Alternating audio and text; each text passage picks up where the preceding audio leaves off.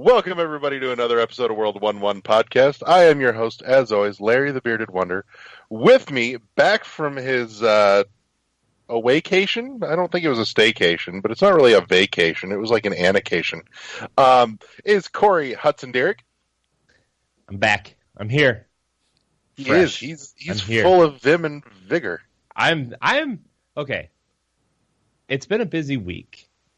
But I feel like I've been away from podcasting for too long. And now I'm back, and I'm really excited. Yes. That's all. I'm really hyped. I'm really excited. I'm toning it down, but I'm excited. Ed made fun of my face earlier, so I had to tone it down. I was like... I don't ever want you to tone that down. That needs to be your new standard. Should that be my Instagram profile picture? Be like, no. Yes. No. Yes. No. Right now, immediately, we'll wait till you change that. Do not do that. I'm going to wait for someone to make an animated GIF of that. Yes.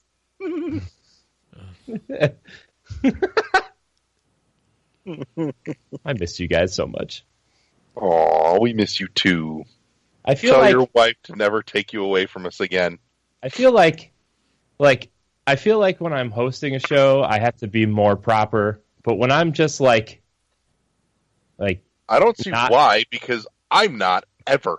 I know, but I feel like if I'm hosting, it's more like I have to be a certain way, and I let everybody play off that. But when I'm like on this show, I feel like I can just like loosen up, wiggle it out. You know, woo! If we could just get Ed to wiggle it out. Speaking of, also with us this week, as always, Eddie V. I am shaking my rump. Oh my gosh, yes. We can just get you to shake the sand out of your vagina today. No, you don't have to do all of that. Ed works. Ed, I feel like you've been working a lot lately, and I feel like you're just tired. But you need to wake up. You need one of these. Actually, I got my Rockstar in the car. I have to cover up the label. But because we're not sponsored by this preferred energy drink. But if you guys would like to sponsor us, you can go ahead and reach out to us. Hit us up on like Twitter, get a hold of us, and we'll work out the details there.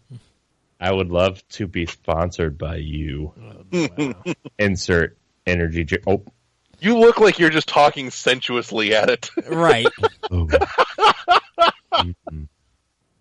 Oh God. Great night of smooth jazz. Seduction and violation of Monster Energy.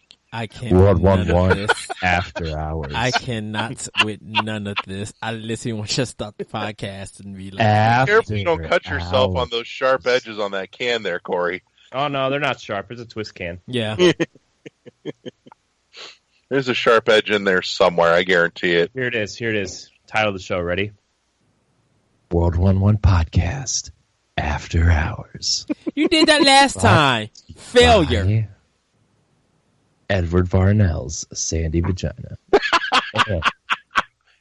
Why do I have a Sandy? That's your episode title right there. Why do I have a Sandy Vagina of Eddie V? Why do I have a Sandy Vagina? I don't know. Wait, what? Ed, I'm just.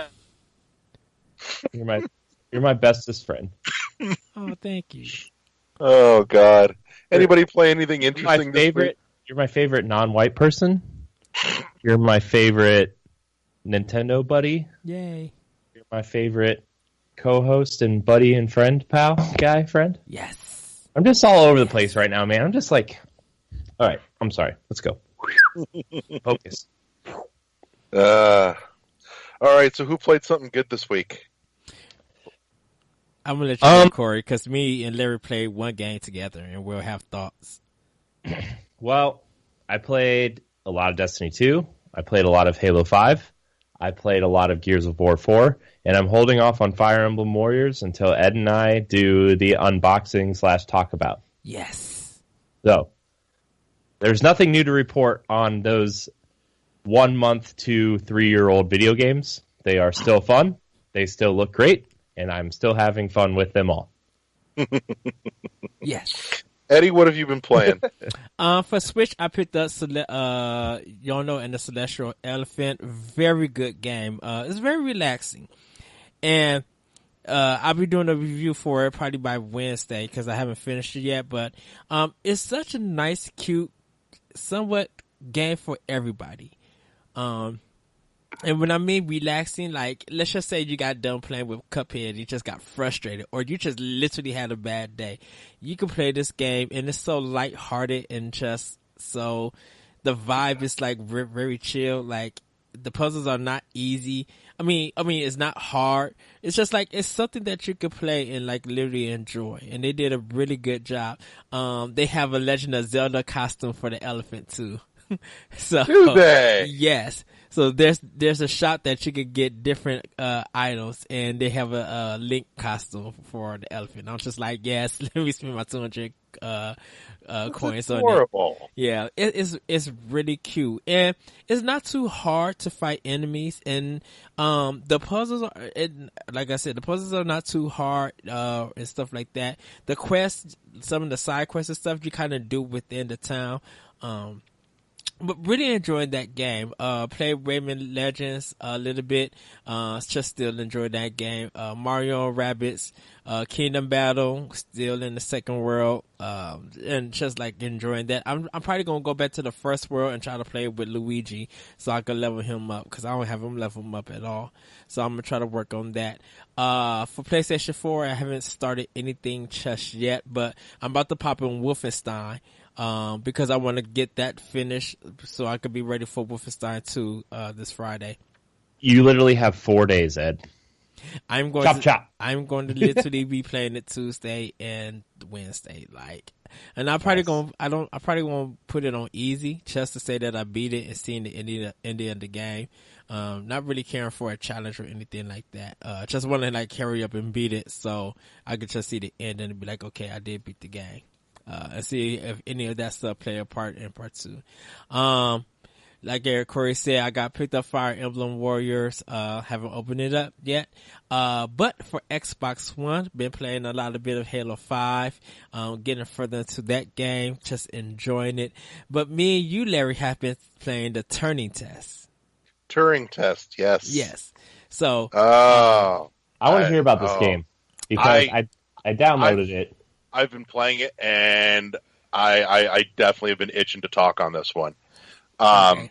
Been super hyped. And Ed, I'm going to ask, just because I'm curious, since I know the pronunciation was a little off, do you know where the concept of the Turing test comes from? No. Okay. I'm going to throw I'm going to throw a little history at you here. It's in reference to the man Alan Turing, who is the father, the inventor of computers as we know it. Mm-hmm. Like, this, seriously, there was a special on Netflix a couple years ago, and it might still be out there. I think it was something called Code Breakers. But Alan Turing was a absolutely brilliant man. He was a big part of the reason that we broke the code Enigma that was being used by the Axis in World War II. But again, like I said, he's also the man that invented computers as we know it, or at least laid the foundation for them to eventually evolve. Isn't that what that movie, The Imitation Game, is kind of about? Kind of.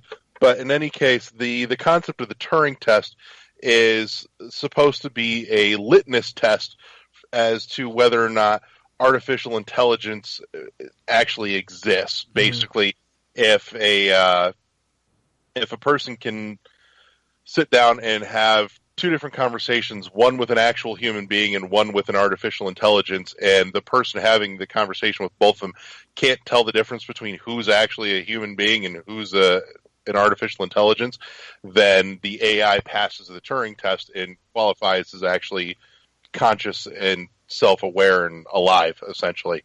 That's the basic gist of the Turing test. Mm-hmm. That's your little history lesson. But in any case, so we have this spiffy little game called the Turing test, and at its most basic,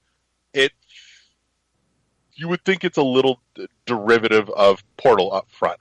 It's a bunch of puzzles kind of laid out in, chamber by chamber format, much like Portal was, except instead of functioning all the way around the single mechanic of portals, it's more to do with power boxes and switches and whatnot, and it's it's nothing too, revolutionary like Portal was, but the puzzles are sound. They're actually really well thought out.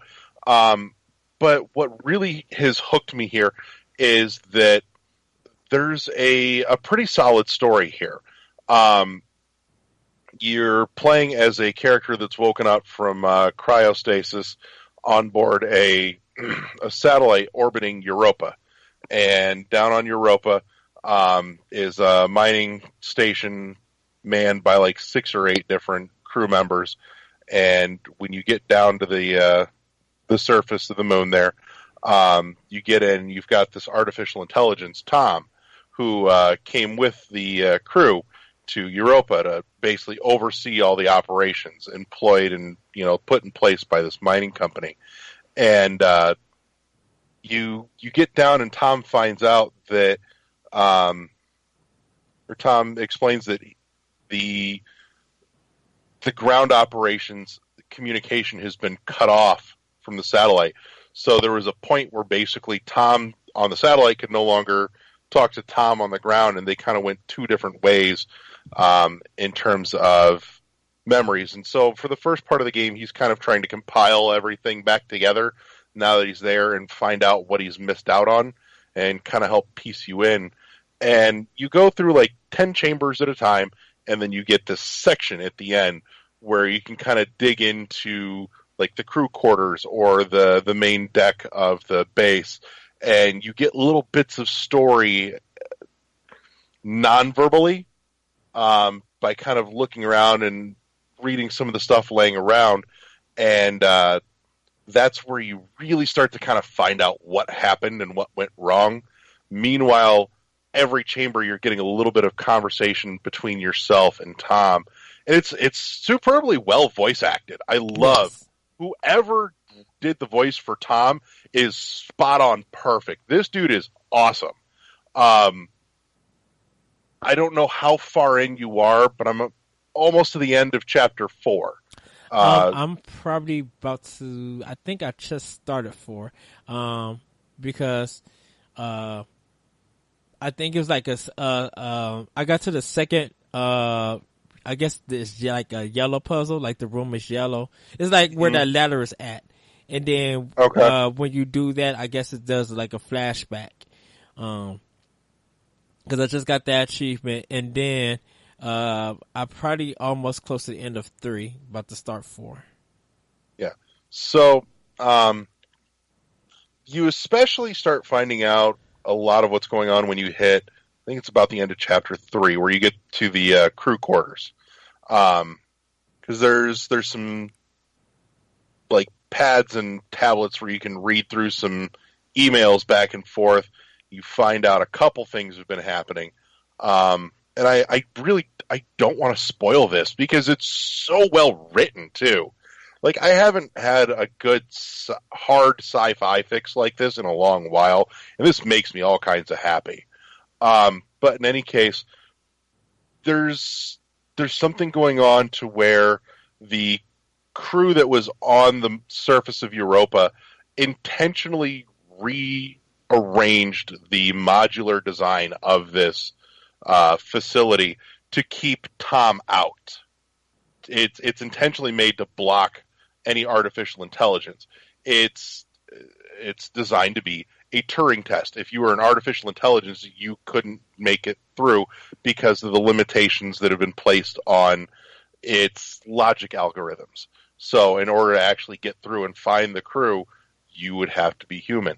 And they get into some of that but in the dialogue between Tom and your character Ava. And it's extremely well written, and hence the title of the game.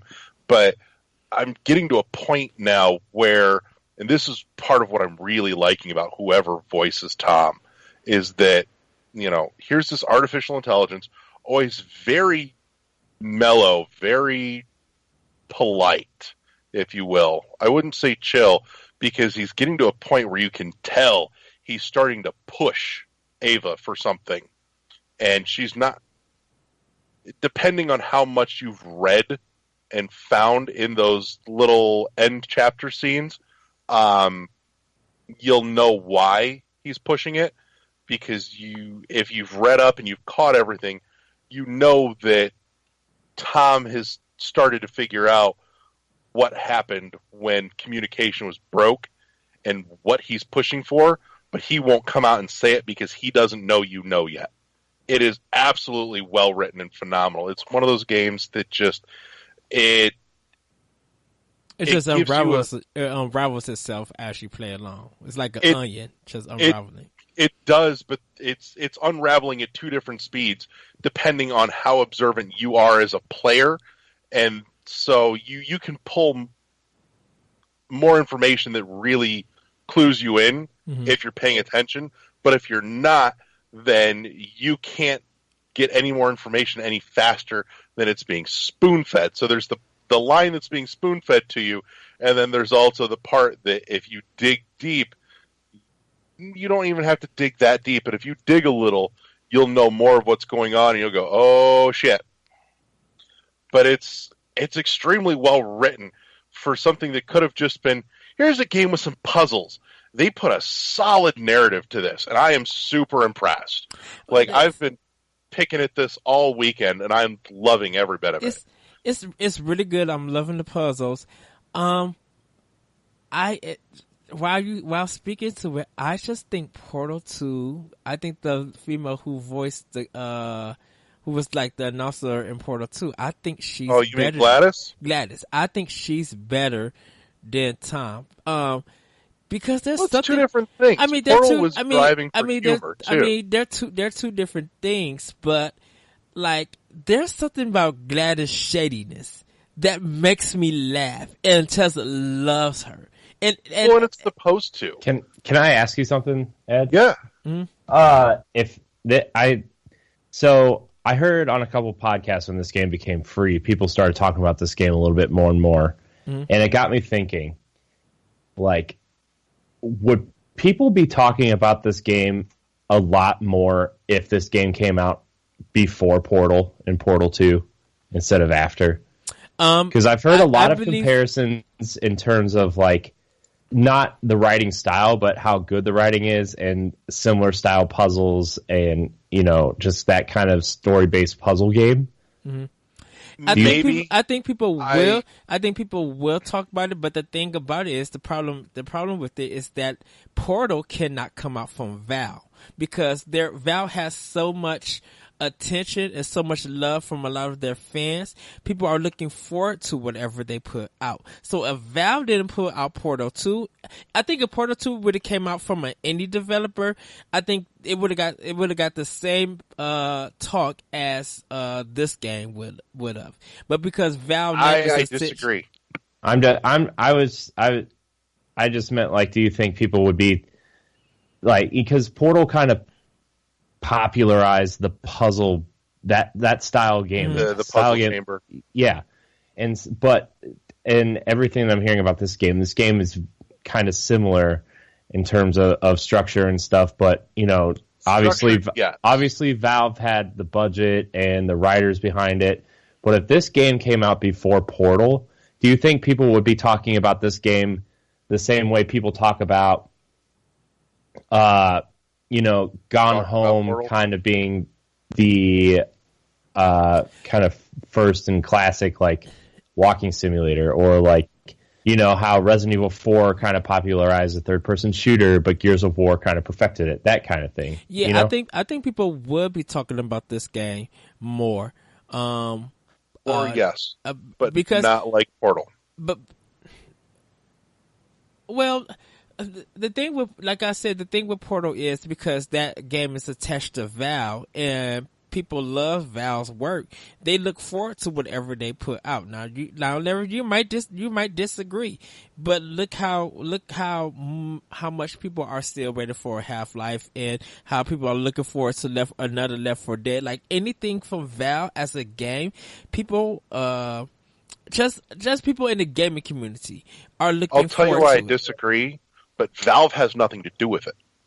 See, here's where the two diverge.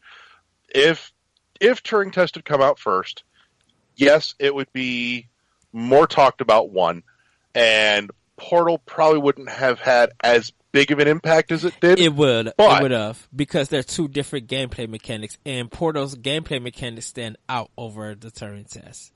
Gameplay mechanics, No, yes, but I agree. structure. However, Structure.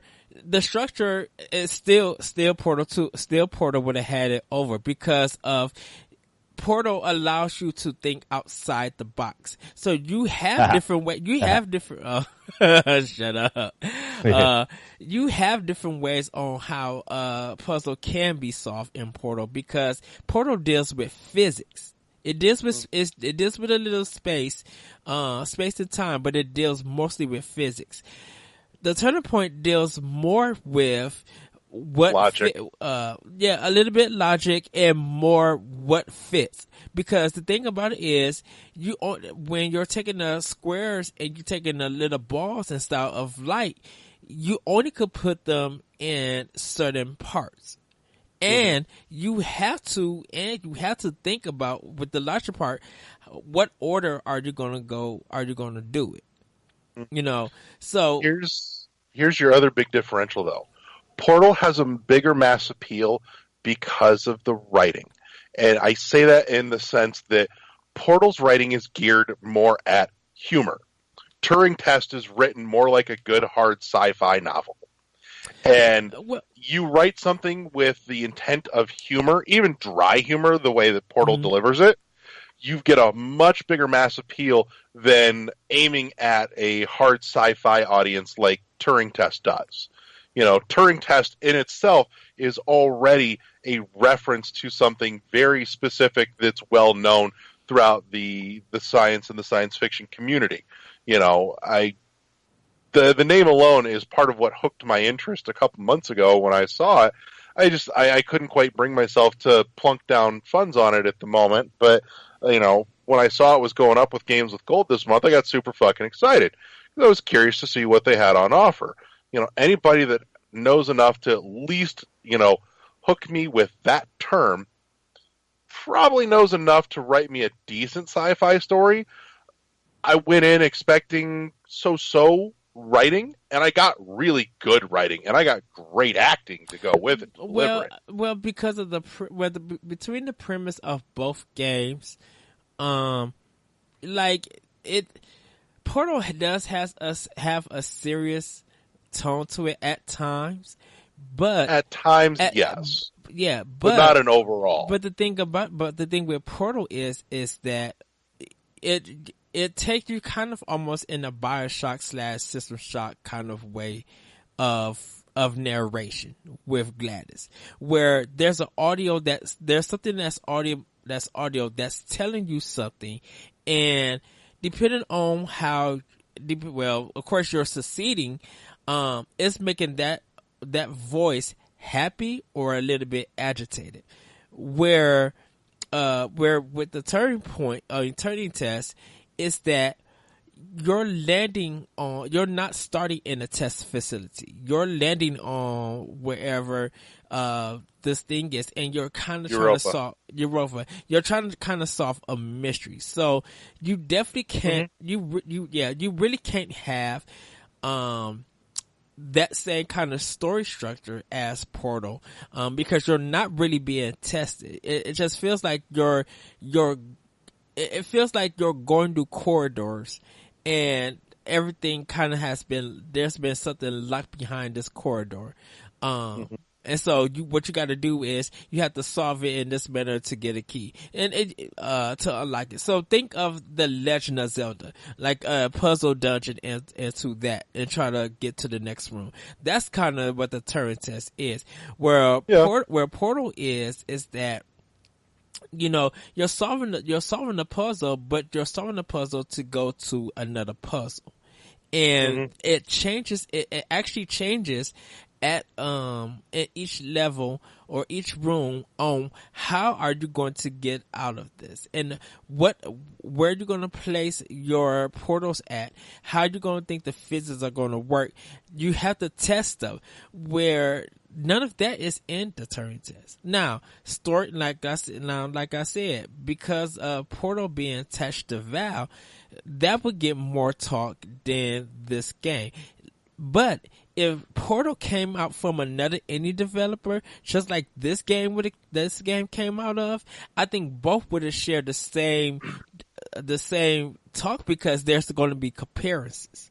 There's going to be more comparisons than what they did with Portal with Valve, because as an indie person, the stuff that's in Portal, that stuff probably wouldn't even exist. They would probably have to think of something completely different due to their budget and their team working on a game like that, if Portal was an indie game from a different developer.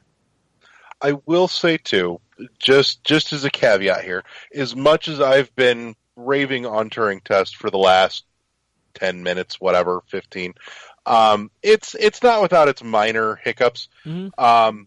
It's got some small technical issues, but they are just that. They're small. Is it when you like almost go to another room, it like load, sometimes it freezes and loads? Because it was doing that on mine.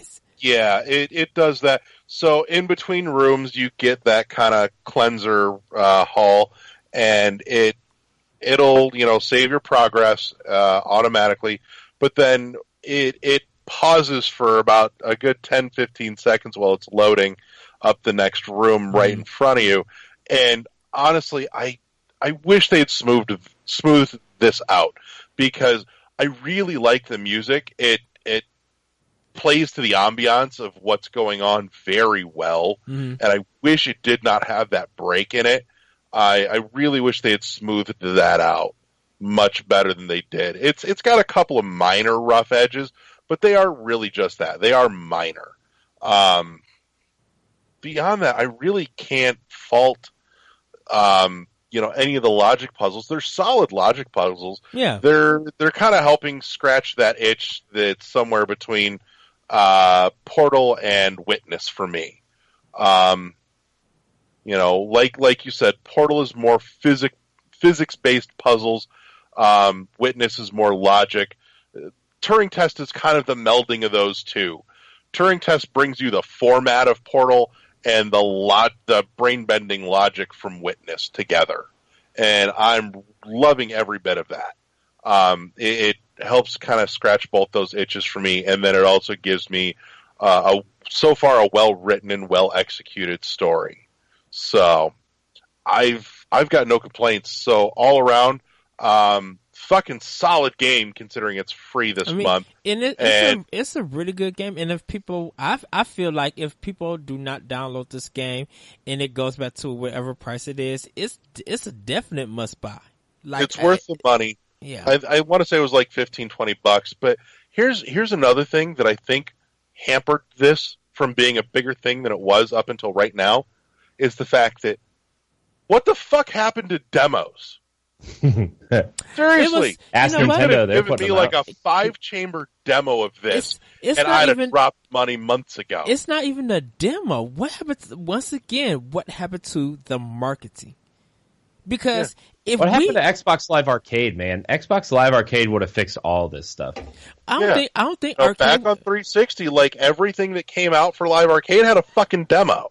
I don't think Arcade would have did a lot in this era, in this time right now. They didn't have to market it. Just let me see that it's there and let me play a little bit of it, and I'd have been hooked. I mean, here's the thing: like, you wouldn't even have to reopen. Like, I know that Xbox Arcade or Xbox Live Arcade Summer of Arcade thing is kind of dead, but like, what if like next summer, to really push the Xbox One X during the summer after their spring lineup comes out, what if they did like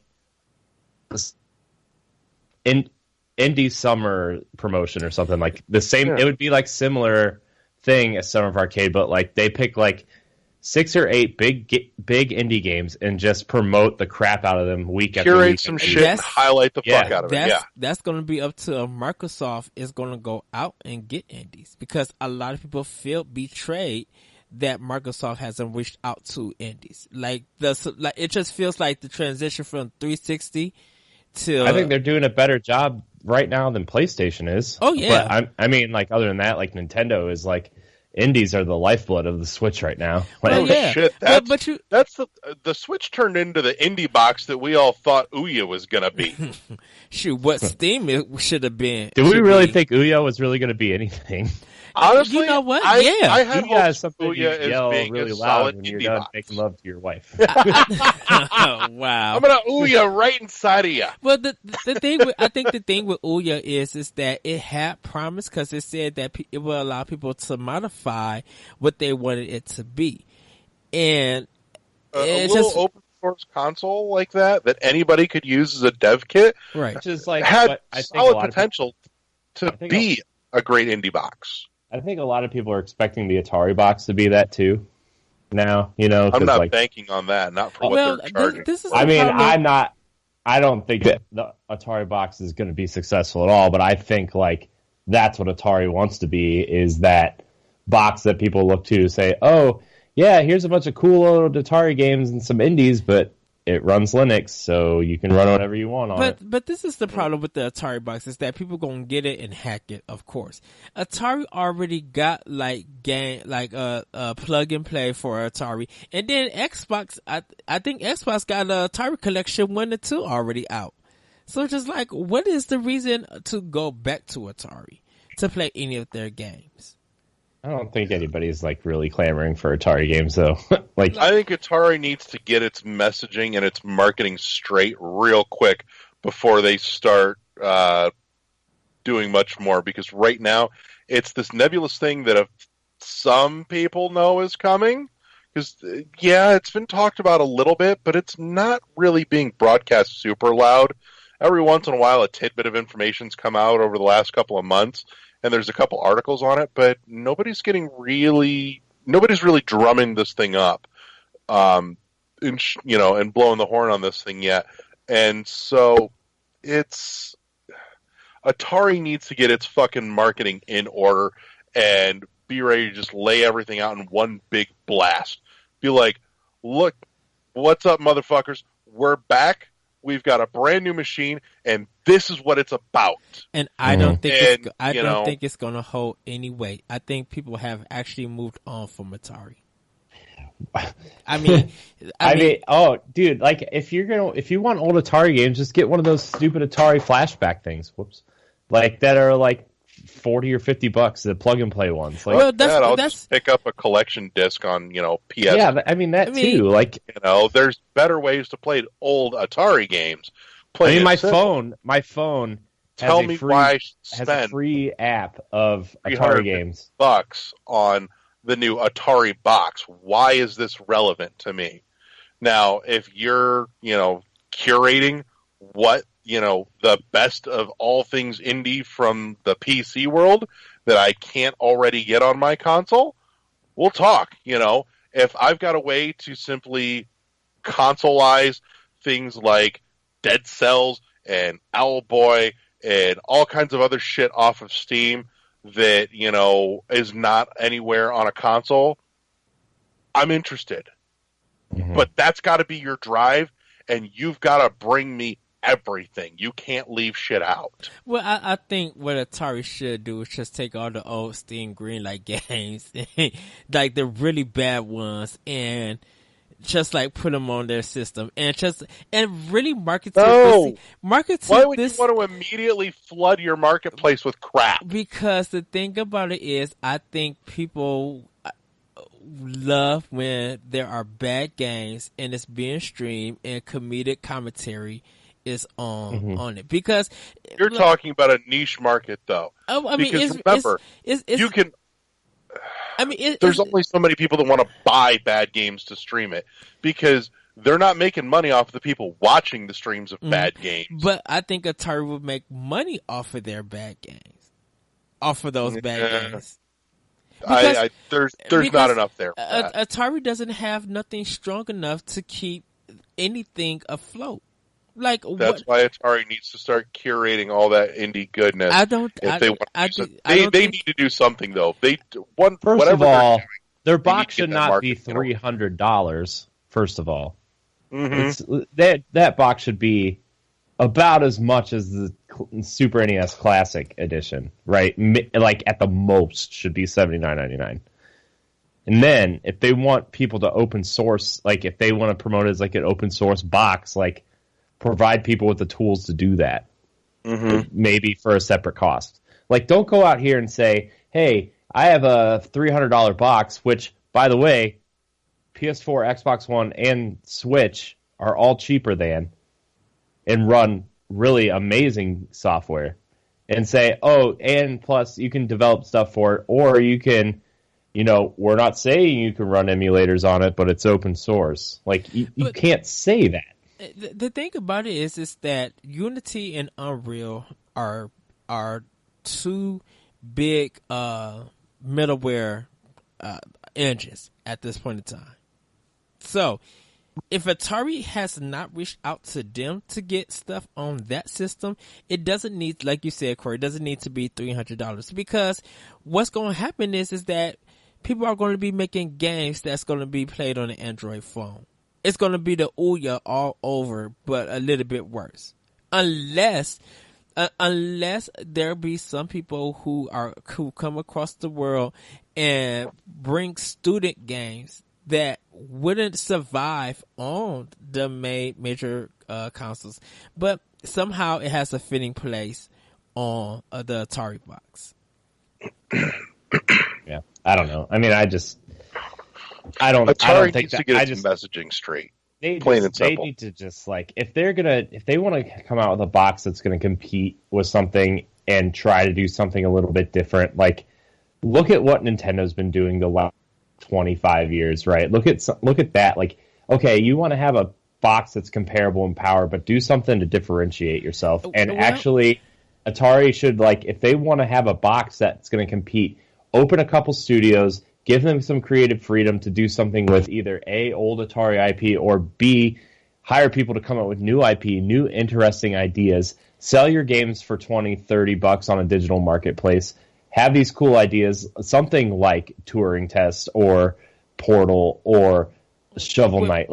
Get developers to do their own things and put them on the box for $30-$40 instead of $60. When you come to market, you've got to have a killer app that makes everybody go, this is why I've got to fucking own this, because this is the only place I can play this. I don't even think they need to do that. I think Atari needs to just go ahead and return to the arcade scene. No one is dominating the arcade scene. What arcade? There's no arcades left to go to.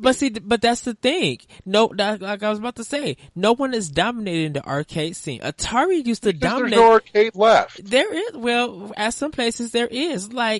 There's not enough for it to be profitable. Only in areas where. But that's the thing about it. If Atari could start putting out some good arcade games to bring people back into arcades, where arcades can grow back as a business, Atari would lead that, because definitely, the discussion about high scores or scores in general used to be a big thing. And Atari is, if you look up a lot of Genius World books and stuff, there's going to be a lot of Atari games that have records from a lot of people.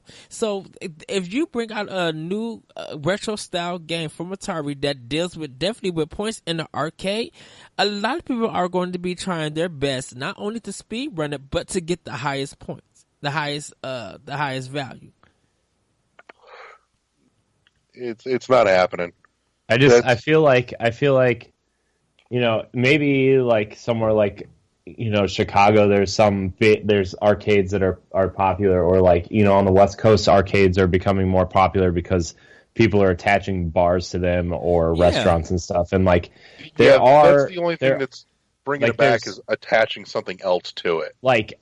Dave and Buster's is really big in this area, but here too, you have to have something that go with the arcade. There's got to be food or alcohol or something more enticing than just games. And I'm not saying that's a good thing, because it sucks, because arcades are awesome, and I miss being able to drive 10 minutes from where I live and go to an arcade and spend $3 or $4 in quarters that I had saved up when I was a kid to go and mash on buttons on the Ninja Turtle machine, right? I miss those days. But at the same time, the reality is not enough people miss those days to actually do something about it. But see, It's I too think, niche. but see, I think a lot of people will go and do that if that form of gaming could come back, if arcades go and its original form That at form a of time gaming could still come back. exists. It's now in your pocket on your see- mobile phone. But see, that's the thing about it. It does. You don't get that good experience. That doesn't expose your skill to others. Where you, because Yeah, the it thing about does. it, Those all come with online leaderboards but see, now. that's the thing about it. You're hiding yourself. Just because you're playing online doesn't mean that your skill is going to be attached to you. Because my thing, because one of me and Corey is playing, and I put the headphone mic on Corey, and you don't know that Corey has the same skill as I am. But if we met up at the arcade, Corey now has to prove himself with whatever skill. And if you could see the difference, it'd be like, oh, you really can't play Ikaruga, or. And I come and you be like, oh, you can't play Ikaruga. You're gonna I'm really know. good at those nacho curls at the arcade.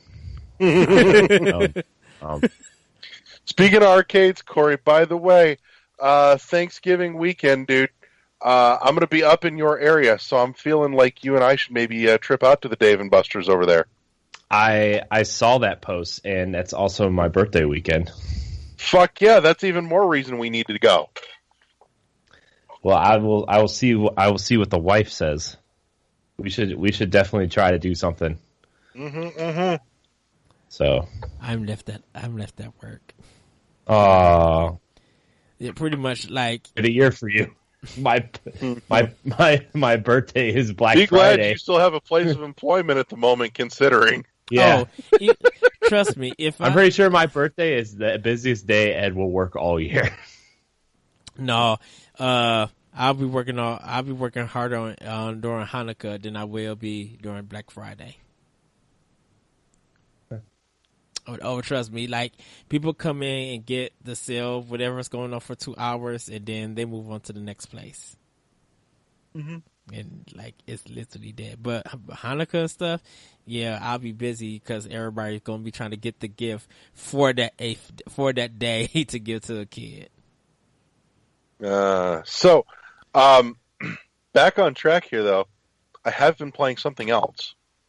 I've been blasting away at some Tiny Barbarian on Switch. Oh my god. Yes. So what kind of game is Tiny Barbarian? I've heard it referred to as a decent, easier Ghouls and Ghosts. Yes-ish. It's a very retro action platformer. It controls better than Ghouls and Ghosts. That's probably a big part of why Ghouls and Ghosts is as hard as it is. So does everything else. Yeah, but it's a very, very 8-bit game. It has some tinges to me of Ghouls and Ghosts, of Battletoads. There's even a Golden Axe reference in there if you're sharp. But I'm loving it. To me, this is kind of the Switch's equivalent to Cuphead. Not in the style of game, but in the fact that here we have a game that is unapologetically difficult, but not unfairly so. Gotcha. Yeah, because I put it on my Switch wish list. Now, Get yourself a hard copy. Ed knows how long my Switch list is, and this has been on it for maybe a month. Yeah, this just came out, and you totally need to find yourself a hard copy. Let me tell you what. It's another one put out by Nicholas, which means you're going to get a beautiful instruction manual in there. It's got this awesome little comic for 7-8 pages. For our younger listeners, what is an instruction manual? Yeah. Well, since we're on the YouTubes, let's show them. Just 1 second. You keep chattering. All right. I did play one other thing while he goes and gets that. I did get NBA 2K for Switch. And let me tell you what, that game is everything and more that I hoped it would be. What? Oh, I got the FIFA 18 on hold, so I'm gonna pick it up Friday. It actually came into our store. Yeah, NBA 2K18 on Switch is pretty awesome. But we'll talk about that after he shows us. I think only GameStop is selling Tiny Barbarian because I haven't seen it in no other store. Amazon is also selling Amazon, yep. So first of all, Tiny Barbarian comes with a sweet little reversible art cover. You've got the side that it comes stock with here, and then you've got the alternative cover that's a little more retro art. It's oh my gosh, that's amazing! Yeah, it's fantastic. Dude, Nicholas does some awesome reverse covers. Yeah, they do. The Binding of Isaac reverse cover was great. The what was the other one they put out? The Cave Story. And like this, and then they just showed off the cover for The End Is Nigh, which is by the Super Meat Boy team. Mm-hmm. And that front cover looks cool, but the back cover looks even more amazing. Yeah. So where did Nicholas come from? Like, they're just putting out everything on Switch. They've been around since Wii. They've been around since the Wii days. Yeah, think back to Cave Story on the Wii. So, also, your hard copy of Tiny Barbarian comes with, much like Cave Story did, this, nifty little, like, satiny, velvety pouch thing, and it's got an awesome little Tiny Barbarian keychain with him riding the fucking Bumblebee, which you'll get to in the second chapter of the game. But that's amazing. You've got this gorgeous manual. So if you're listening to the audio version of this, I highly recommend check out our YouTube channel so you can see the video version of this shit that we share. At about the 46-minute mark, I mean, you could probably just check on your phone if your audio version. But so you'll probably get a couple-minute difference for intro stuff that doesn't make it into the YouTube channel. But, anyways, so opening up with, this pretty little cover on the manual. And this manual's not real big since obviously these things fit into the Switch cases, which are already itty-bitty. But you jump in here and you've got, just this classic 80s style cartooning, with the story so far. And it's nothing really super well written. It's just enough to give you a little, funny haha. Here's a good guy, here's a bad guy. And awesome. Some of just the other artwork. Oh my god, I don't think I even noticed this until right now, dude. I'm about to blow your mind with what you're going to see. Brace yourself. Bam. Oh my gosh, is that a naked chick playing Game Boy? Yeah, it is. That's funny. That's amazing. Yeah, but I mean, the whole manual is just littered with awesome little bits of art like that. You've got your goofy little barbarian there just kind of hanging out with his gold and shit and his sword. And that's amazing. It's so well done. That's awesome. Yeah, they've even got at the back there tiny tips. And you've got your barbarian totally tubular pumping fucking iron in his ridiculous print, muscle shirt shit. It's amazing. So beautifully 80s. And but that reminds me, I did have a thing I wanted to talk about since I know you mentioned that you were thinking this might be GameStop only. I know for a fact that Amazon is selling it. So it's not, retail-wise, it might be GameStop only. But it's the same thing as, I know this isn't really an indie game, but that sim racing game coming to Switch. Mm-hmm. The physical copy is a GameStop exclusive, but Amazon is also selling. Was that? Gear Club Unlimited. Oh yeah. That's right. Making sure we were talking the same thing here. Yeah. So, but Amazon's selling that as well, retail, but it says GameStop exclusive, so I don't know. Yeah. I'm mad at GameStop right now, but that's okay. I'm a little pissed at GameStop too, and here's the thing we were going to talk about. That's actually why I had covered this case kind of carefully when I showed up. But you know what? Since we're talking about it, fuck it. Yeah, I bought it at GameStop. And on that note, fuck you, local GameStop. You know who you are, you stupid bitch. Rolled up and I wasn't good. Happy here. I was going to have a more constructive way of saying criticism. that. No, no, I'm done being constructive here. I worked at a game shop for years. I took great pride in being extremely knowledgeable and knowing my fucking craft and my product. I put effort in. This broad, that's the nicest term she's going to get out of me, is we're calling her a broad, and that's it. In any case, so I just got done grocery shopping at Walmart, and I had seen a copy of Sign Mora sitting at Walmart, hard copy. It's on my list. I want it.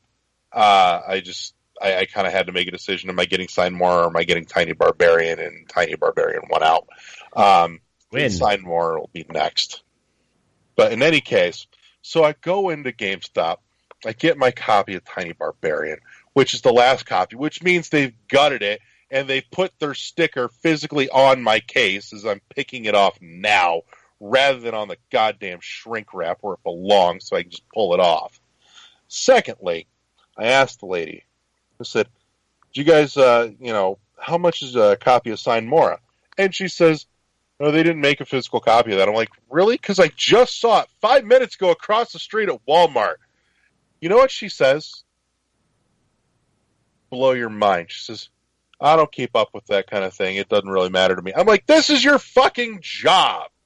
I came in here, I asked you a simple... You didn't even bother to look up from whatever the hell you were reading to look and see if you got a copy or if you knew you didn't get a copy. If I'm asking you for a copy, check to see if another store nearby has it that I can go buy it. If you're at the cash register, most of the games are there and all the new releases are there. So she should have been able just to turn around to see if it's just laying on a counter or something. And they didn't have any, which is fine. But, don't sit there and tell me with certainty that it didn't get a physical release. First off, I'm going to tell you you're wrong because I just saw it in front of my face 5 minutes ago across the street. Well, she's probably thinking that that's just you not doing your job. She's probably thinking about, if you seen it across the street, why you didn't just buy it there instead of coming here? That's probably that's her logic. Something else that I'm asking you. But at that point, then, why would you, I'm just saying when you mentioned it, that's why. Yeah, but even still, don't sit there and tell me, yeah, I don't keep up with any of that because I don't care. Really? Why the fuck would I ever come back to your establishment for anything? Why is she even working there? You tell me you don't give a shit. Well, she probably desperate because she need a job and she got some bills to pay. That's the only reason why she's there. You're getting paid to do a job. Do your job. That's not hard. She won't be there long. You know good and well GameStop rotate their... Corey has a different story about that one. But I hope she's gone soon.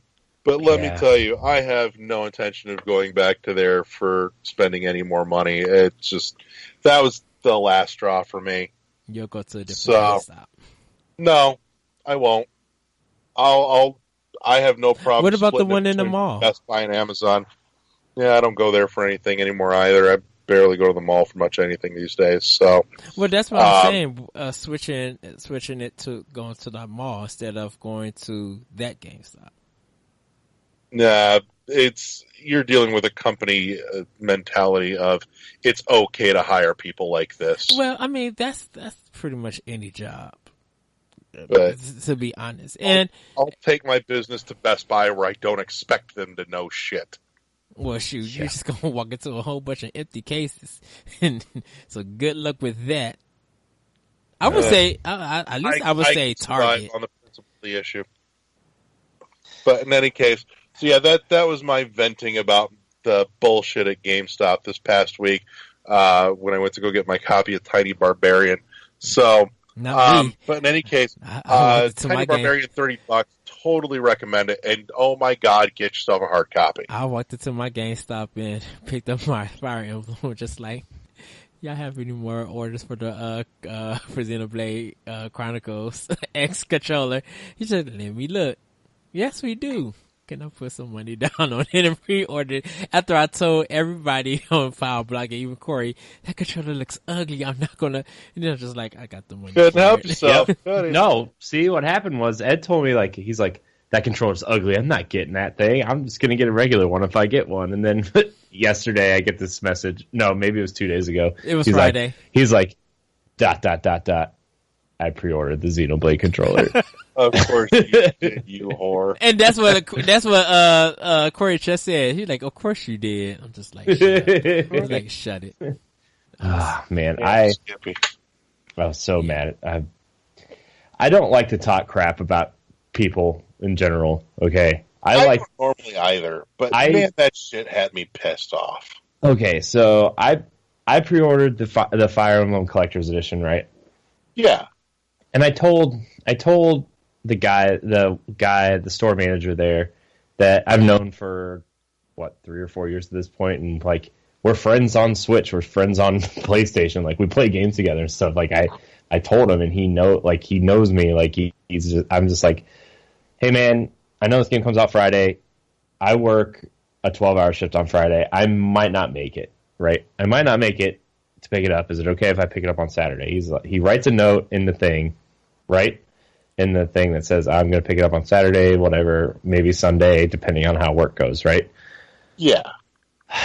So I call to make sure on Friday during my break, and the one employee that I do not like working with, like every time he's there, I usually either walk out or walk around for a little bit just so I don't look suspicious, and then I walk out. You know,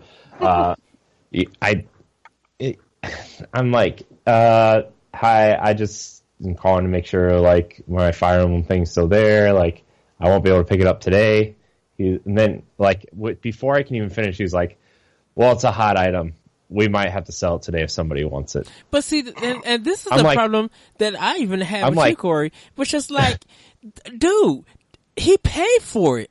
You just can't sell something that's already been paid for. Plus, it's like the day of release. You can't sell something on the day of release. Yeah, exactly. I'm like, well, I pre-ordered it, and it's paid in full, so I probably pick it up tomorrow because I work all day today. He's like, well, there's no guarantees it's going to be here. I'm like, what? Like, are you kidding me? So, like, the next day, I go and pick it up after work, and he was there, and I was like, and he's the only one there. I'm like, crap, I can't just, like, talk to somebody else or whatever. And so I go and, like, pick it up. He's like, you're lucky. Somebody was on their way here to get this. I'm like, well, I pre-ordered it, and I told your manager, like, look, I'm probably not going to pick it up on Friday. I'll pick it up on Saturday. And he's like, well, someone was actually on their way here to pick it up, but since you had it pre-ordered, here you go. I'm like, oh, that's not how business works, dude. If you do a pre-order, your system tells you all how many that you're supposed to be placed on hold, and you're not supposed to sell them. They don't give a shit, though. But see, this is the thing. They want to make sure this stuff clears. But they have a policy for that. I've complained about this employee before to the manager, and I find out when I get there that he's now like the assistant store manager. He got promoted, and I'm like, dude, you're kind of rude, and like you're lucky I just don't cancel all my pre-orders right now. Like, this is kind of like this is the reason why I stopped dealing with GameStop for a long time, and then. And I came back. I want to know what is their policy about pre-orders. Like, it's 48 hours. It's always been 48 hours. You have 48 hours to pick up your copy before it's free to sell to someone else. Even though you paid it all. Unless you let them know ahead of time that you're not going to be there, then yes. But if it's already paid for, they're not supposed to sell it at all. It's a paid copy. But the thing is it's a deposit, but they haven't rung through the item itself. Yeah. But if you paid it off, they still supposed to hold it.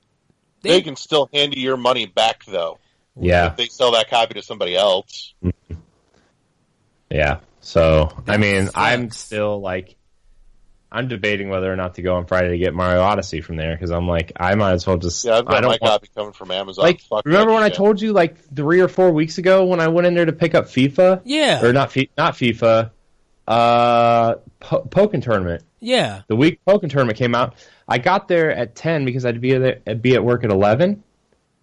And that same guy was sitting, like he had pulled the chair out of the office or whatever, and had his head down on the desk with the gates still down.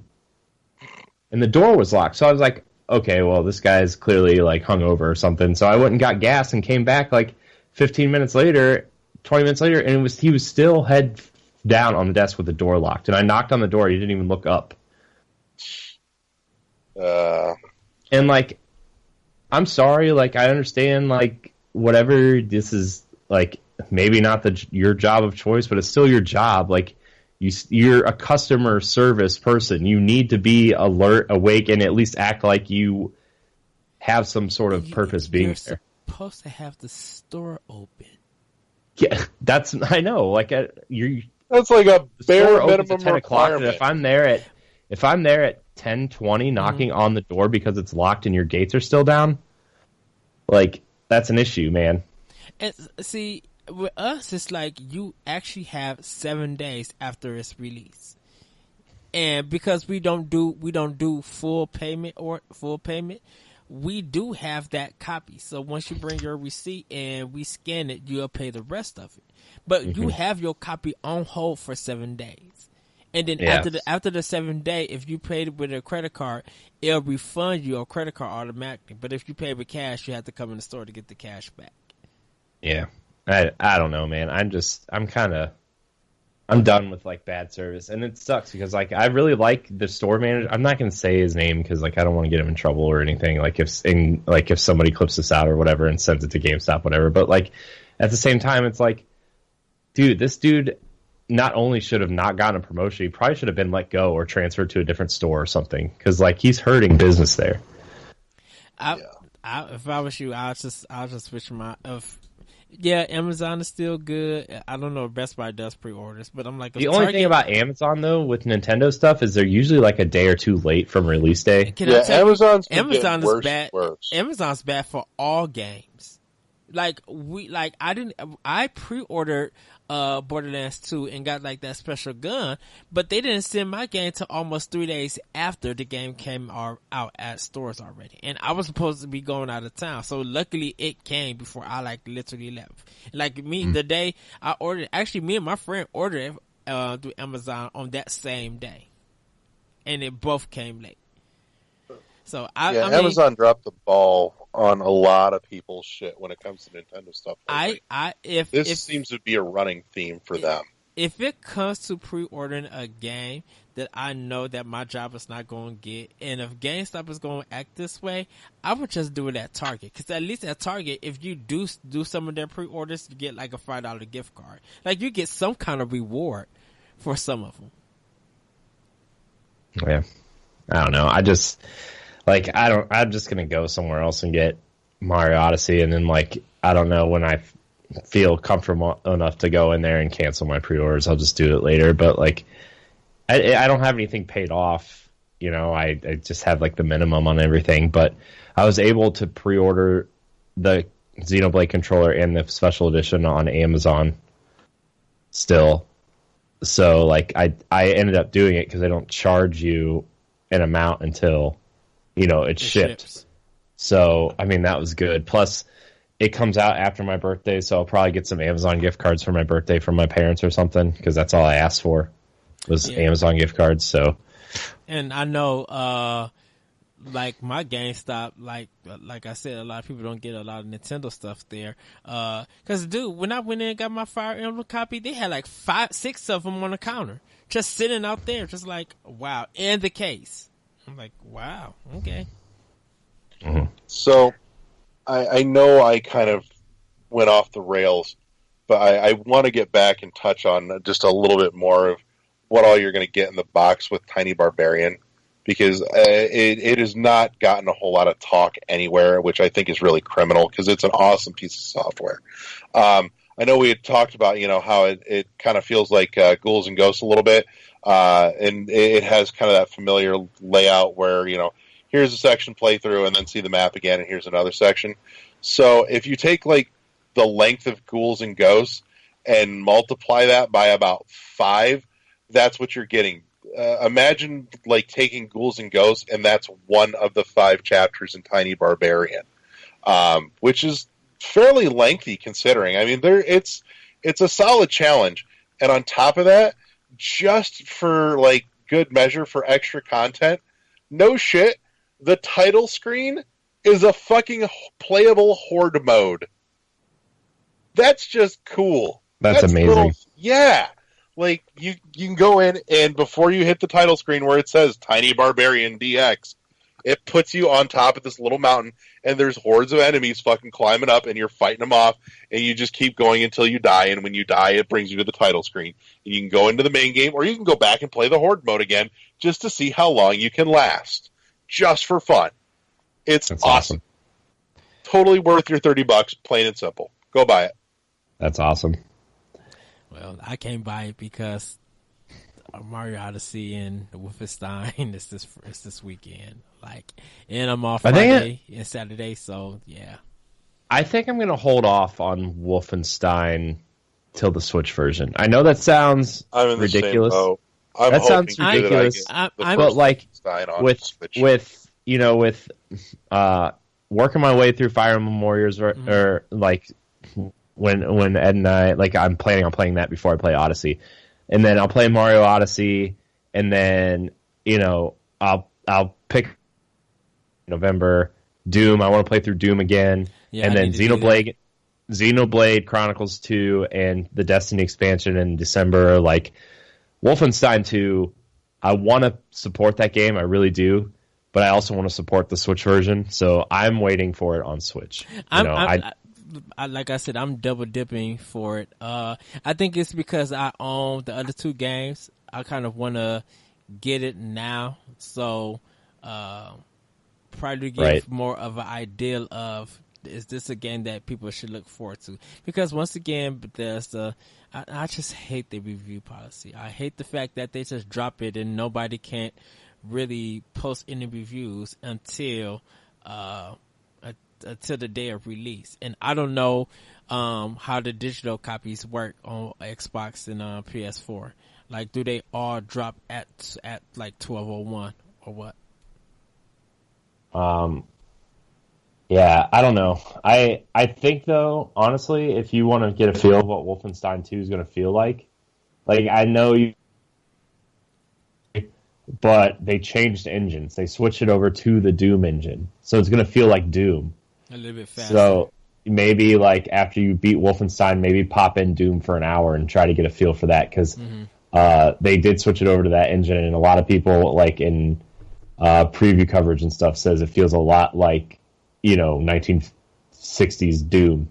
So anybody, I mean not just you, Ed, I'm talking to anybody who's listening, if they're interested in Wolfenstein. That GTFO trailer, by the way, amazing.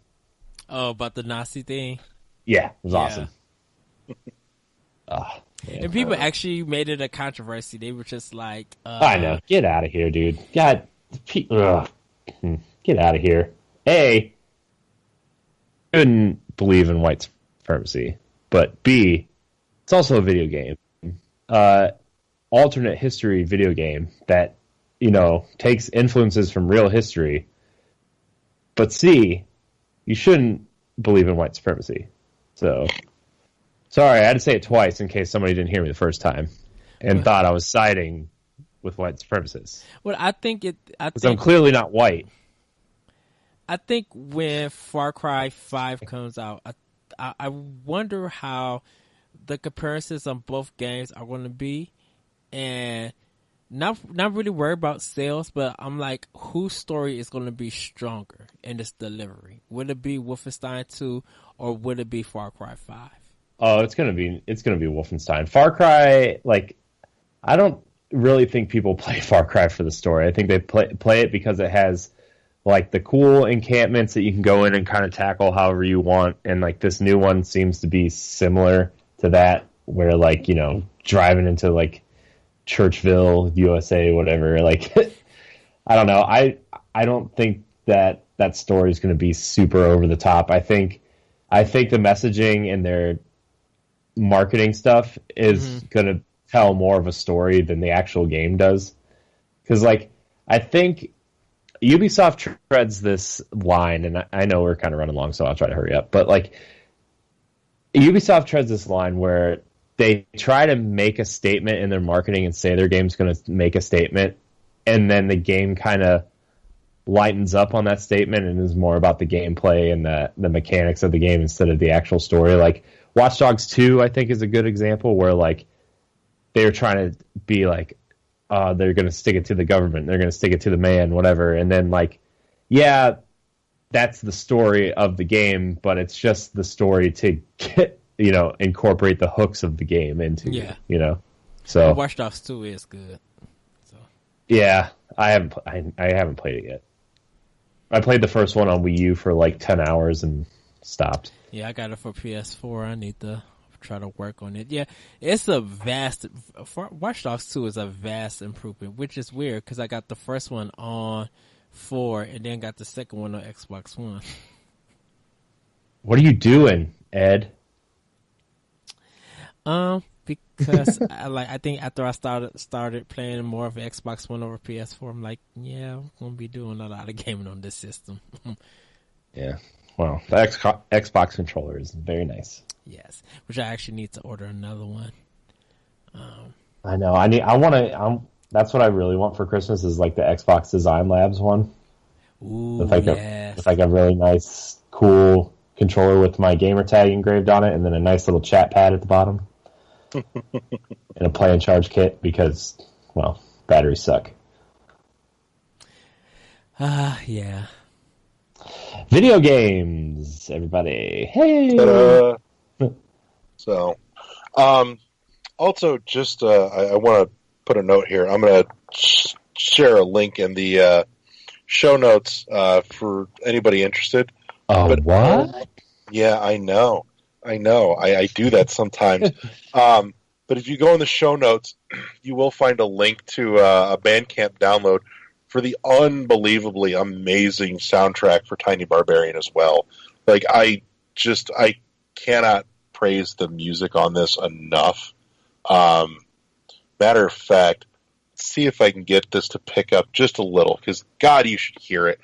There is everything right with this soundtrack. Hang on. Let's see if we can get this to come in for you. Is that coming through for you? Awesome. It's coming through. Also, it comes through on YouTube with that really nice copyright strike. Yeah, we heard it too. Yeah. I don't care. It's just enough to... But, yeah, it's all just chiptune glory. But it's like a 3-hour chiptune soundtrack on Bandcamp for like $14. Totally go get that. Nice. So, support the hell out of that. Did you see that the Mario Odyssey theme song, the lyrics are on the inside cover of the game? That's amazing. I hope there's just they put something inside the case for a change. I hope there's like a sound test mode, like they did in old games, and like it's just the soundtrack, and they just play that song over and over. I hope there's a sing along. Hope there's a sing along video included. I think this game. Yeah, follow the bouncing ball and everything. I think this game may just sell 2 million copies. I think this is going to be. You're talking like one for every Switch in the U.S. at this point. Like what, Mario? Yeah. I'm pretty sure it's going to have a higher attach rate than Breath of the Wild. It will. I think Breath of the Wild had a better than 100% attach rate technically. That's what I'm saying. I'm saying, like, when this game comes out, people are going to be buying this game anticipating getting a Switch for the holidays, right? Yeah. They're going to, like, even if they can't get the bundle, they're going to be like, oh, well, A, if there's a Black Friday sale, or B, if, like, I'm going to trade a couple games in to get Odyssey because I'm expecting to get this for Christmas or Hanukkah or whatever, like, oh, man, gosh. Okay, that Mario Odyssey trailer, the dancing trailer, yes, I got love me that. really excited. Like, I was excited for Mario Odyssey, but, like, I'm not the biggest Mario fan. Like, the last Mario game I 100%ed and completed to 1,000% completion was Super Mario 64, and then Super Mario 3D World I almost 100%ed, except that last world, like, the third bonus world was so hard that I just was like, I give up. I can't do it. It's too hard. But like, I'm ready for Odyssey, man. That music video was amazing. Yeah. Ugh, so good. Well, we literally shall see what's going to happen because hopefully Nintendo put out a lot of Switches. I know one Target actually put the Mario Odyssey Switch out, and I'm just like, you guys need to take this off. I seen the picture, and I was just like, y'all gonna get in trouble if y'all sell the system with this game. But yeah, hopefully they send out more Switches and they send a lot of copy of these games. Because I'm really surprised. I'm really surprised that Fire Emblem and Xenoblade are getting collector's editions, but Mario Odyssey is not getting a collector's edition. Right? I mean, I know they got the bundle. How did that happen? Blood red Joy-Cons instead of the neon red ones, but like, how does your biggest character and your biggest franchise not get a collector's edition? Zelda got one because they see a more guaranteed sale with Mario have been attached to the system. So I would have ponied up hardcore for Mario Odyssey collector's edition. I don't think they would have had enough to pony that up. I think that with the collection editions for some of the Nintendo games, they're trying to draw more attention so it can have more sales, more guaranteed sales. And I don't think Mario Odyssey having a collector's edition would guarantee those sales. I think because it's a Mario game alone, that's a guaranteed $60. Where Metroid, it needed that push because it's not in everybody's territory is Metroid strong. Fire Emblem, not in everybody's territory that is strong, so they had to attach it. Xenoblade Chronicles, even with the first one and X, it did some sales, but to have more guaranteed sales, they need that collector's edition. So it's just more of a attach rate for a guaranteed sale, Because trust me, if we would have got, like I told Larry, if we would have got your version of Metroid Samus Returns, it would have sold more. Yeah. Yeah. And I'm glad that it actually... And for anyone that hasn't seen that European version of the special edition of Samus Returns, you can check out the awesome unboxing video on our YouTube channel. Yeah. I will say, I think... that channel. What? I think Metroid Samus Return is strong enough, and I think it's still doing well with the sales. It might have went down in numbers. But I think it proves to Nintendo that... we still haven't seen actual numbers on that yet. Yeah. What? Yeah. Samus Returns? We're still not seeing... All I know is that it was, number 8 on the MPD this past month? Yeah, but they're still not giving actual numbers, and I'm really curious as to what it did. I think what it was is, honestly, I think a lot of people who have bought a Switch have moved on from their 3DS, which kind of sucks, because, we've been begging for a 2D Metroid for so long. And, I bet next spring or next summer we get, Samus Returns DX for Switch at some point. I honestly think we will get it for Switch at some point. But, people are moving on from their 3DS to Switch, or people are buying, other games like Destiny 2 or Shadow of War, or saving up for Mario Odyssey or Assassin's Creed. They don't want to spend money on a game for... 7-year-old hardware at this point?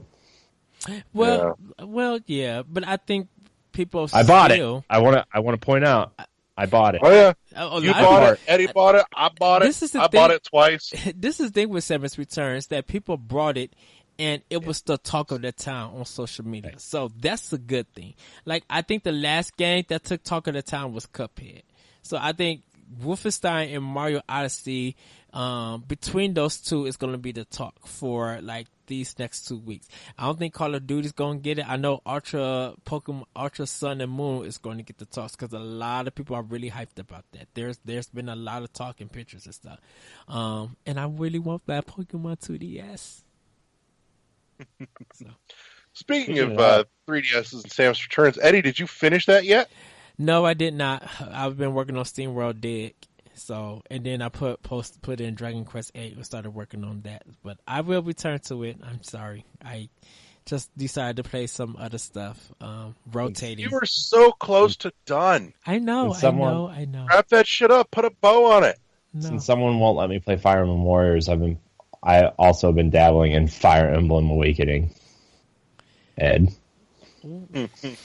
Ed's like, I'm waiting for you, and then I felt bad, so I was like, I can't open it now. I have to wait.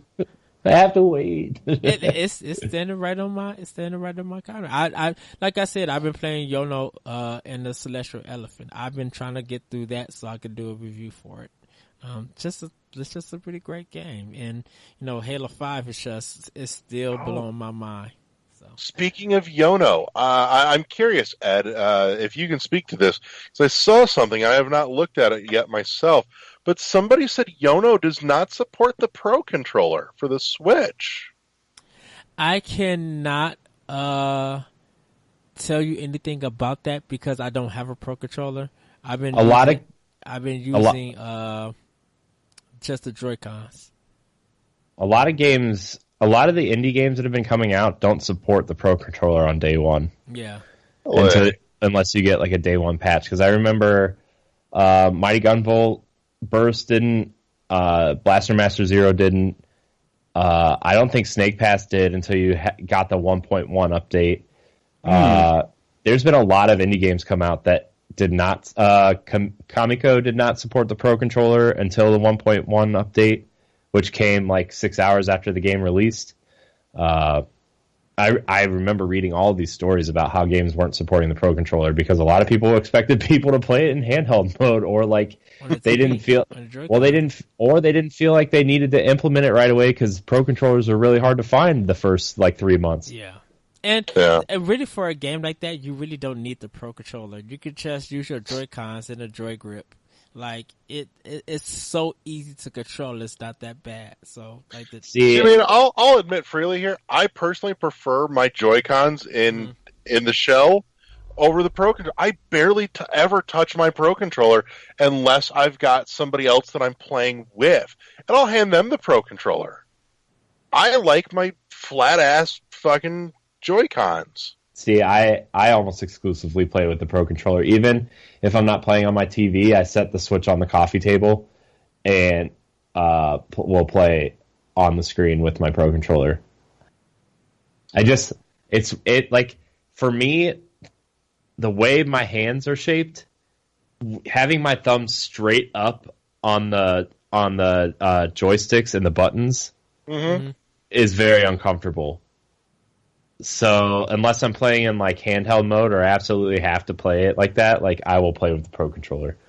I love the Pro Controller. It is the best controller since the GameCube controller, in my opinion. I'm not knocking the Pro Controller, but it doesn't feel like my go-to. I mean, even my girlfriend was sitting down here playing Breath of the Wild earlier today, and she's laying on the couch, and she's got the Joy-Cons out, not even in the shell, just individual one-hand Joy-Cons, because it's so comfortable. Yeah, my wife prefers the Joy-Cons too, because even if we're playing Mario Kart or Snipper Clips or something, and you just turn it sideways, like it's a lot easier because she doesn't play a lot of games, right? She plays games when I ask her to play with me, and they're only certain games, so having the Joy-Con sideways is a lot easier for her to wrap her mind around than having this big controller with like 15 buttons and 2 joysticks and a D-pad that doesn't do the same thing as what you want it to do, right? So like for her, the Joy-Con is actually like the perfect controller for her. I also think part of it too for me might be the fact that I think I got turned off on the Pro Controller with Breath of the Wild, because I remember playing Breath of the Wild with the Pro Controller and having issues with the D-pad not doing what I told it to do. Yeah, some of the launch Pro Controllers had an issue where if you pressed left, it actually read as you pressing up. And I was running into that. I was not happy about that. The first Pro Controller and so like at some point, probably when I get the Xenoblade one, I will trade that Pro Controller in and then try to find a way to get that Splatoon one because it's at retail price on Amazon right now. I'm looking at it right now. It's very pretty. It's very pink. I'm into that. But yeah, I know what you're saying because I had that issue too when I was playing Zelda. And I was getting really mad when I would like try to bust out a different sword and it would do something else. Yeah. So. Other side note, as I'm looking at it while we're chatting here, speaking of Nicholas, Cave Story Plus on Switch on the eShop right now is on sale for 10% off. It's only $3, but if you haven't grabbed it yet, it's a great opportunity. Unless you can actually find a hard copy, spend the extra $3 and get the hard copy. But if you're going all digital, save yourself an extra couple dollars and pick up Cave Story Plus while it's on sale. Nice. Yeah. Look at us talking games, having fun, working it. It's all in the hips. Yeah, it's all in the hips. Yeah. Happy Gilmore reference. Yeah, okay. I'm okay with it. No, I approve. All right. So holy shit, we've actually been running for a hot minute tonight. I think we've covered quite a bit. Oh no, you know what? There's still actually shit that's running on the list. We have to save it for next time. We got to touch on it just as news. We have to do it next time. I have another podcast I have to get to. It's motherfucking Pokemon. That could wait till next. That could wait till next week. I have another podcast. We can dive deep, but we at least need to touch on the fact that it happened. I have another podcast to get to. We would do it. Touch. Yes, we do. I already have someone online waiting for me. Yeah. We will save it next week. Next time on World 1-1 After Hours. With Eddie Sandy Vagina. Oh, goodness. Area plug and let's wrap this show up. All right. Corey, pimp your shit. Oh, boy. Okay, you can find me at Corey and UHD on Twitter. You can find me at Corey and HD on Instagram and Twitch. You can find me on NGR Radio, Nintendo Power Block, Arsenal X, all part of the NGR Radio network. Check out our family of shows. Also, Nerds Gone Platinum, which is a show I'm not on, but also part of our network. Go check that out. Find me here. Find me there. You can find me everywhere. Yeah. Eddie, pimp your shit. You guys can follow me on Twitter at ThatRetroCode. You can hear my podcast, Optional Opinion, SoundCloud, iTunes, Google Play, and other podcast apps. Just like Corey, you guys can find me around on NGR Radio with different podcasts and on some of my writings. So do check that out. Yeah, and definitely check out World 1-1 Podcast at Shout Engine and email us at world11podcast@gmail.com. Also, I fixed the front page of the website, so all the shows are there for your viewing pleasure in order of release date. So, NGR, World 1-1, PAL Block.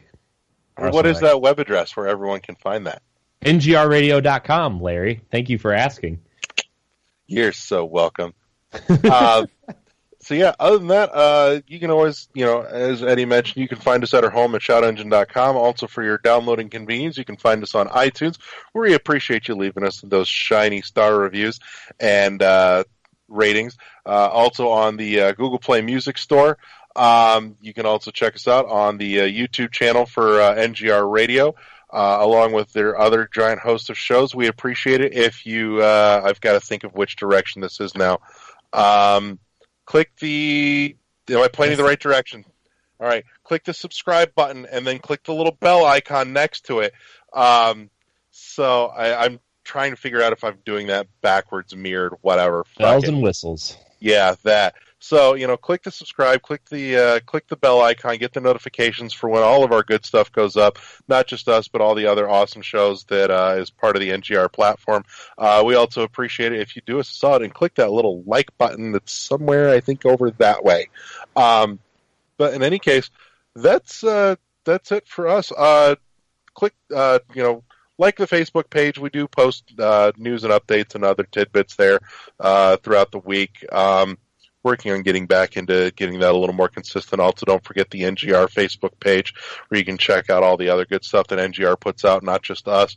And you can also join the NGR forums community so you can chat with us and everybody else. Yeah. That's it. Ladies and gentlemen, we're good. And we will see you next time on World 11 Podcast. Bye. See you next time. Peace. Woo!